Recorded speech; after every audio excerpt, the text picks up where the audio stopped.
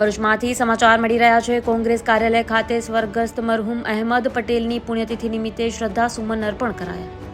કોંગ્રેસના દિગ્ગજ નેતા અને પૂર્વ સાંસદ મરહુમ અહેમદ પટેલની આજરોજ પુણ્યતિથિ નિમિત્તે ભરૂચ જિલ્લા કોંગ્રેસ કાર્યાલય ખાતે તેઓને શ્રદ્ધાસુમન અર્પણ કરતો કાર્યક્રમ યોજાયો હતો, જેમાં આગેવાનો અને કાર્યકરોએ મરહુમ અહેમદ પટેલને શ્રદ્ધાસુમન અર્પણ કર્યા હતા।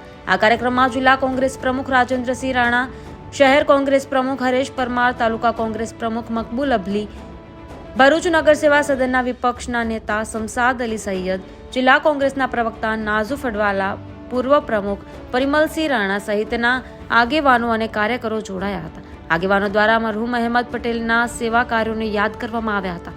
બ્યુરો રિપોર્ટ નઈમ દિવાન, ન્યૂઝ ટુડે।